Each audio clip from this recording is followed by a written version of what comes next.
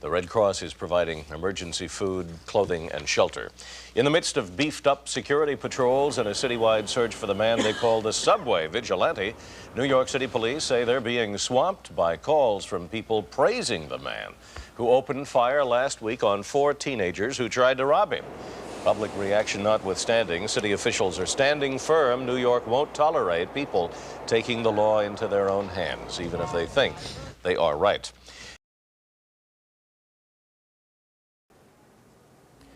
He told witnesses as he fled he had acted in self-defense. A passenger on the New York City subway, a white man, said 4 black teenagers wielding sharpened screwdrivers pressed him for $5. He reportedly told them, "I've got $5 for each of you." He shot all 4, then fled through the subway tunnel. One of the wounded teenagers may be paralyzed for life. Police hotlines set up to find the culprit have been flooded with calls. Calls from New Yorkers fed up with urban violence who proclaimed the unknown gunman a hero. I think we should have a few more like him. They were out there to hurt people, kill people, and so they got it. But official New York sees things differently. No one can, with impunity, take the law into their own hands and give instant justice. We will not permit it. But the Congress of Racial Equality, a black civil rights organization, has offered to pay the gunman's legal expenses if he turns himself in. It is always right for a man or a woman to defend themselves. It is always right to prevent oneself from being injured by criminals. Columnist Jimmy Breslin is concerned about the vigilante spirit sweeping the city. If you're going to cheer for that, there's something the matter with you. Absolutely, you have no respect for the law. And so the manhunt for the so-called subway vigilante has taken on added urgency in a city where life on the streets is often tough and respect for the law fragile. Bill Whitaker, CBS News, New York.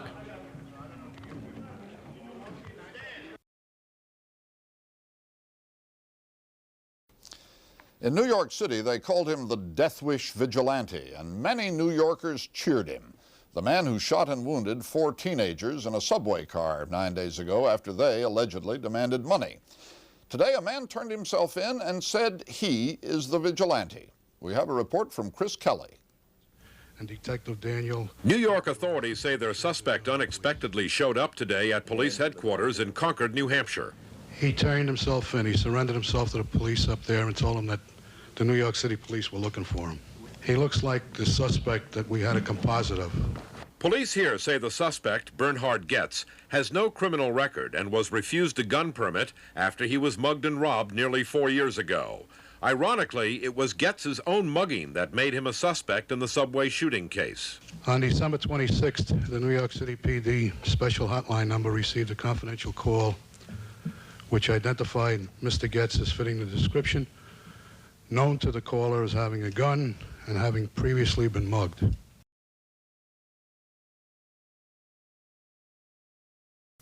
The man who says he is New York's subway vigilante is being held tonight in New Hampshire under $500,000 bond. There are reports he may fight extradition to New York, where he will likely face charges of attempted murder. We have more from Chris Kelly. Authorities in New Hampshire say Bernhard Goetz is being cooperative with them about the subway shooting, but has refused calls from his family. He's been charged as a fugitive based on his own admissions. There's always somebody that's willing to confess to it. So you're always skeptical of somebody that comes in admitting to something serious like that.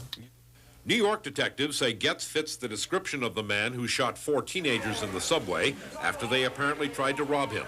That incident and Goetz's surrender brought a wave of sympathy, even from the mother of one of the victims. If Goetz had a grudge to bear, it could have been born in this subway station nearly 4 years ago. He was beaten and robbed by 3 muggers. Later, he was turned down when he tried to get a gun permit. I don't think he should be put in jail for protecting himself. If it was self-defense, though, what was the guy doing walking around the subway with a gun in his pocket? Goetz, a 37-year-old electronics repairman, lived alone. He reportedly was obsessed with crime on the streets and tried to get more police protection for his neighborhood. You people have put upon him the label of vigilante.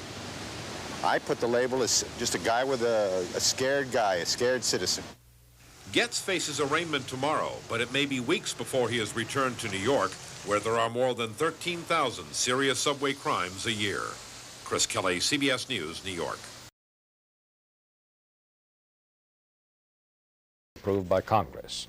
A New York judge today ordered Bernhard Goetz, the so-called subway vigilante, held on $50,000 bail on attempted murder charges. Goetz was returned from New Hampshire earlier in the day under heavy police guard. The prosecutor said the 37-year-old Goetz told authorities he intended to kill the 4 youths he allegedly shot last month on a subway train and, quote, stopped only because he ran out of ammunition. She said that Goetz gave Concord police a videotaped confession.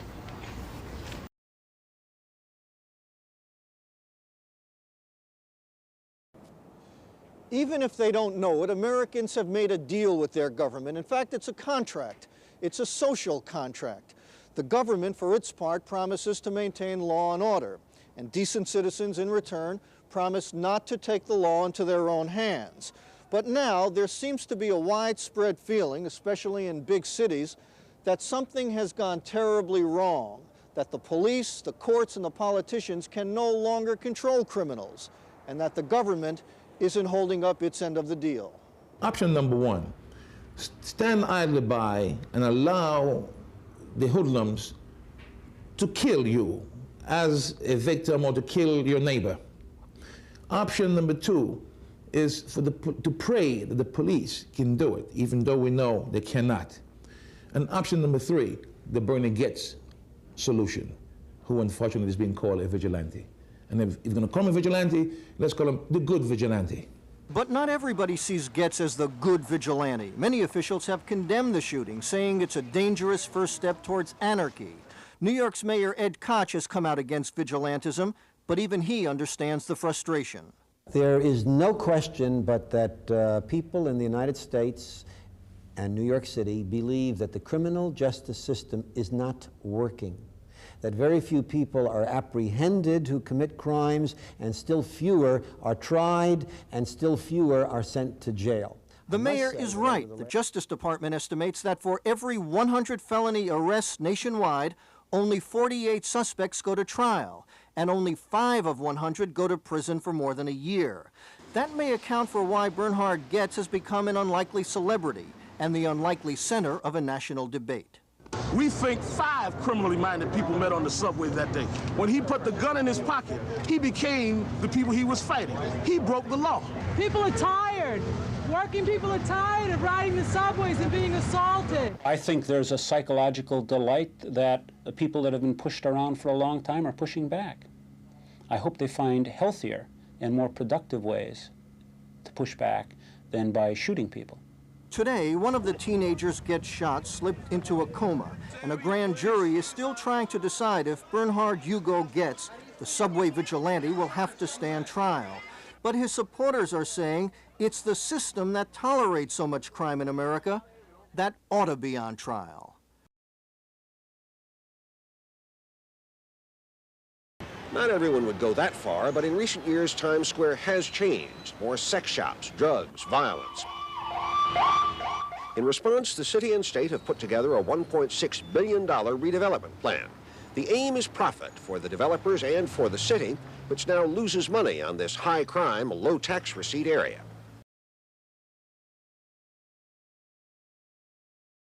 But are office buildings good for what ails Times Square? A 50-year veteran of these streets, New Yorker Broadway drama critic Brendan Gill, says no.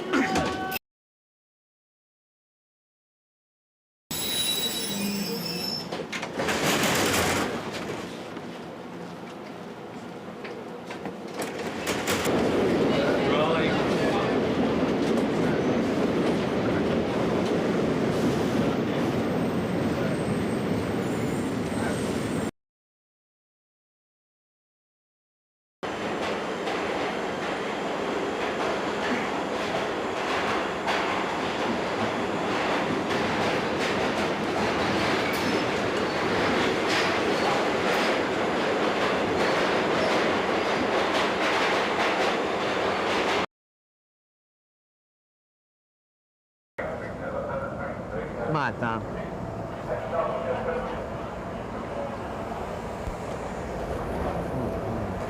Come on.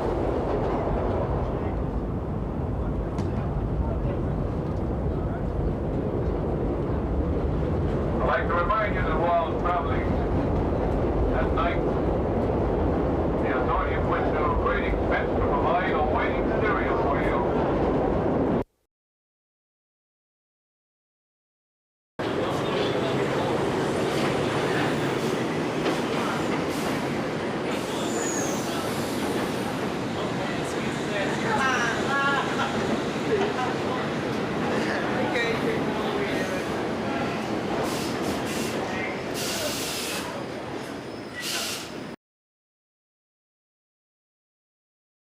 Nobody will ask him any questions. The grand jury chose not to indict Bernhard Goetz on 4 counts of attempted murder. Instead, the so-called subway vigilante was indicted only for 3 weapons violations. The shootings occurred 3 days before Christmas. Goetz wounded 4 young men on a New York City subway. He said they were trying to rob him. Manhattan District Attorney Robert Morgenthau. What the grand jury decided here was that this man was unlawfully carrying a pistol, and he's charged with that. I think that they also found that he used justifiable force to protect himself from an attempted robbery. Goetz's attorney, Joseph Kellner, says his client is not out of the woods yet, but he's confident. I think he should walk out. I'm not going to predict anything in the future any more than I have up to this time. I've merely stated that right across the board he will not plead guilty or plea bargain to anything. As of this time, I have no notion that anything else will take place. The subway vigilante has been the subject of a sharp national debate.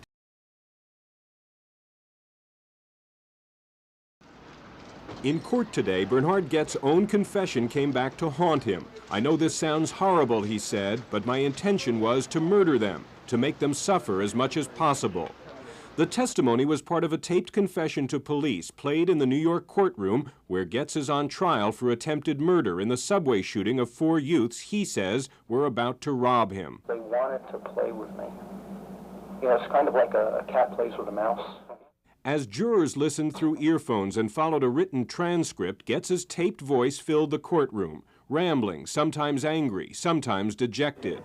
Goetz told how he pulled out a pistol after one of the youths demanded $5 and he began to shoot. At least 3 of the teenagers were hit right away, but the 4th, said Goetz, didn't look hurt. I know this is going to sound vicious. I said, "You seem to be all right. Here's another." The shot severed Darrell Caby's spinal cord, paralyzing him for life. If I was a little more under self-control, I was so out of control, I would have put the bullet against his head and fired. The 3 others, all convicted criminals, are witnesses for the state. The DA calls the shooting a cold-blooded execution attempt. Goetz's lawyer calls it justified self-defense, and today said the tapes support that. That was not the sound of an emotional powder keg. That was the sound of a victim. Goetz said on tape, "In New York, you have to think in a cold-blooded way. If what I did was wrong," he added, "I have to live with that." Richard Roth, CBS News, New York.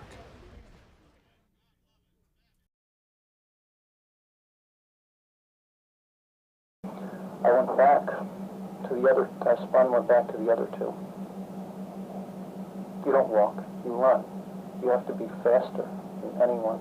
I mean, there's always someone faster, but you know, you have to be as fast as you possibly can to check them out.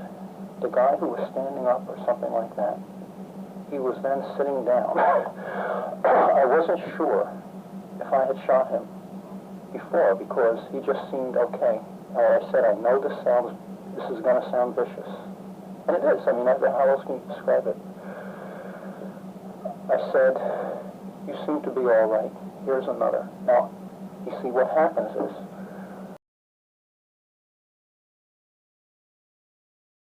I was so out of control, I would have put the bullet against his head and fired. I'm sorry, I would have put the barrel against his forehead and fired. And when you shot, I was sitting down. Where did you shoot him?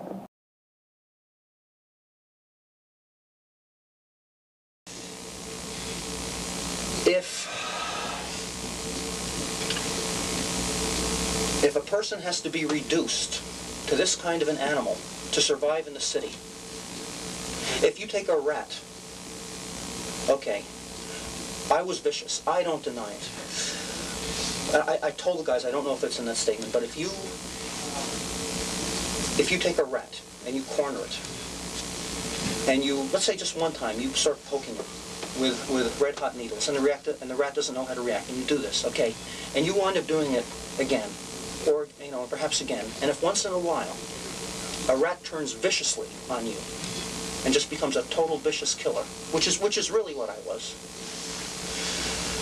then don't go passing statements of morality saying, well, this was not warranted, or this was, you should have done this, or all you had to do was show the gun. I've been in situations where I've shown the gun. What happened here is I snapped.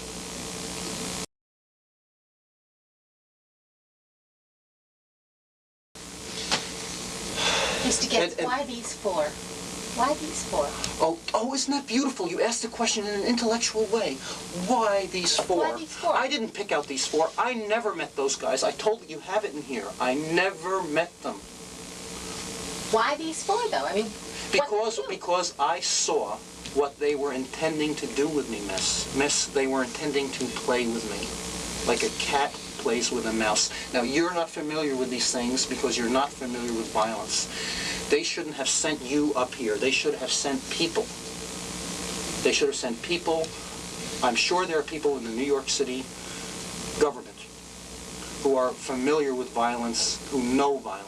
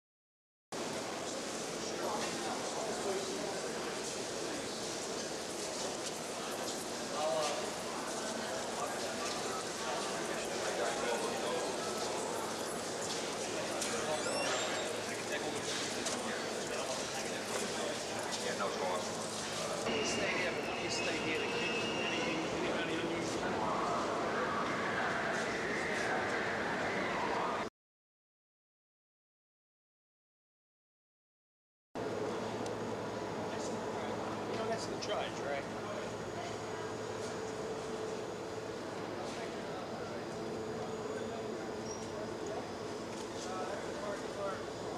Charlie? Yeah. The guy in the neck brace is Mark Baker, one of the defense lawyers. Barry Slotnick has his...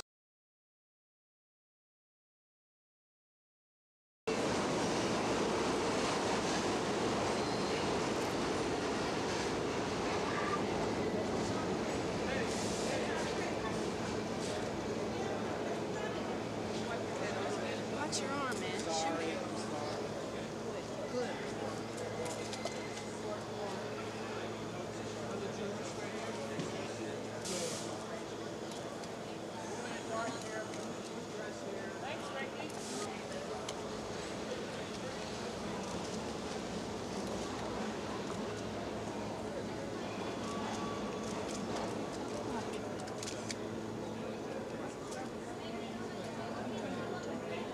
He'll be all right.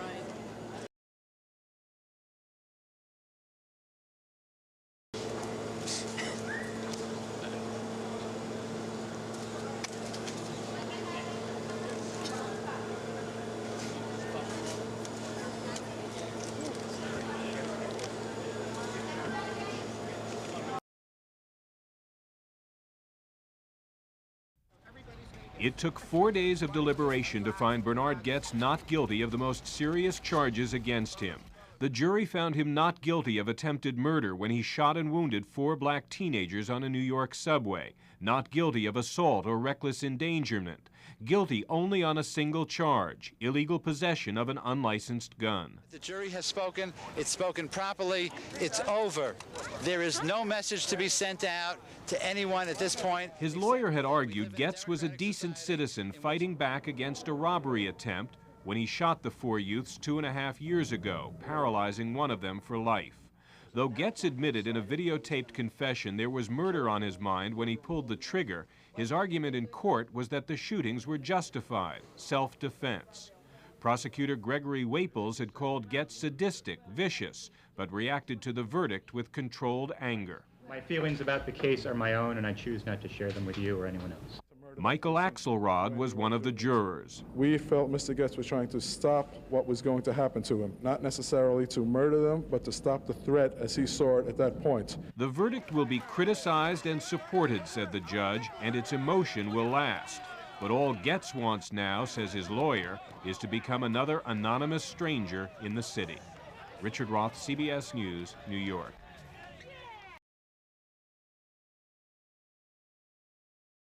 Carrying a gun because... It took less than 5 hours for a black and Hispanic jury to throw the book at subway gunman Bernhard Goetz. Jurors concluded that Goetz deliberately, recklessly, and unjustifiably shot Darrell Cabey in the back 12 years ago, and therefore should pay the paralyzed young man $43 million in damages.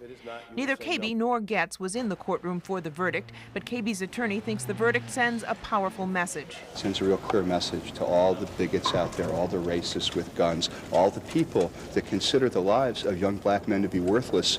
Those lives are worth a lot. Clearly, he's insensitive. In his closing arguments, Goetz's attorney conceded that his client was a jerk who nonetheless had acted out of fear that he was about to be mugged. One juror accepted that scenario, but said Goetz's decision to put a second bullet into Cabey sealed his fate. But you thought that last shot was not justified? No. That thing that Mr. Goetz said with respect to "you don't look so bad, here's another," that may have been very disturbing to the jury, and quite frankly, there's nothing you can do about it. Indeed, Goetz's own testimony cast him as a drug-using gun enthusiast who'd publicly uttered racist views and believed Cabey's mother should have aborted her son. It would probably be better than the present status quo we have today. Whatever Goetz's views, he apparently has no assets, no way to come up with $43 million. Still, Cabey's attorneys and his family feel that justice has finally been served. Cabey can collect 10% of whatever Goetz earns for the next 20 years. Jacqueline Adams, CBS News, New York.